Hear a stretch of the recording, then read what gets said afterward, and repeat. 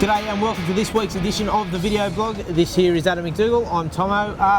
This week I want to talk to you about the caveman diet. I mean, I've seen a lot online, a lot of guys I know embracing this caveman diet. One, how does anyone know what a caveman diet is? But two, what exactly are they trying to achieve? Look, they're trying to basically go back to the way that, you know, our ancestors ate when they were cavemen. Okay. So, you know, apparently when they were cavemen back in the day, they ate coconut oil. They they ate activated nuts, you know, salmon, you know, no carbohydrates. And look, research has just found now that, you know, it's the biggest load of BS out there that, you know, cavemen actually ate a diet that was high in carbohydrates, not one that was high in fat and high in protein, which is the caveman diet essentially advocates people eat largely fats and protein. I'm not bagging the caveman diet because I think what any diet does is it brings our attention to being conscious of what we're putting in our mouth. And the premise of the caveman diet, and it has been bastardised, is trying to eat more natural foods. Yeah. And I always say that, yes, protein is the key. You know, and we know as guys who are ageing, unfortunately, that we naturally lose muscle mass. Yep. So, and our protein synthesis, which means our ability to break protein down becomes less efficient, so we can't utilise as well, so we need more protein in our diet. So any diet that advocates getting more protein, I'm all for it. Any diet that advocates getting more good fats in our diet for our hormones in our brain and nerve function, I advocate it.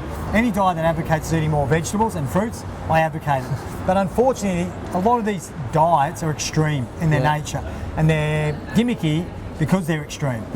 And I don't recommend anyone give up carbohydrates. Carbohydrates are a vital fuel for our brain. That's what our brains function off primarily, is carbohydrates. Your body needs some carbohydrates for thyroid function.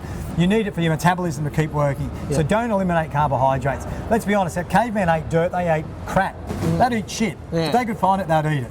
So don't buy into all the trendy names of diets, just try to eat sensibly. It's also important probably to take into account we've evolved a fair bit as a species since we were cavemen. Is that a fair? It is a fair assumption, and it's true. They're saying that, you know, our ancestors didn't eat dairy and they didn't eat grains and they didn't eat this because, and our bodies haven't evolved to digest these foods. Well, that's BS, and we've evolved to be able to live off dirt.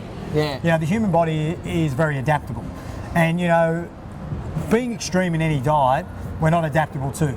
Our body needs balance. It needs a mixture of all. The more diversity we get in our diet, the better. So don't eliminate foods and don't think that our bodies can't absorb certain foods.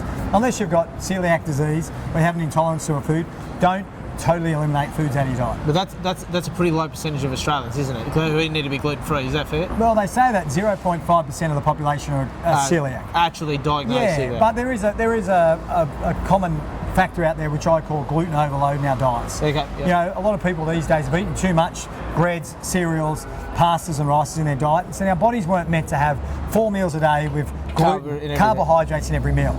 Once again, that's not balanced, it's unbalanced because you're getting too much gluten in your diet. And that's almost going back to the old myth of the food pyramid, which had cereals as the number one thing you should be eating. And we know why the old bullshit food pyramid was what it was. Was because the food companies were paying to have a pyramid which basically favoured them, which was having cereals, breads, rices and pastas as the main thing.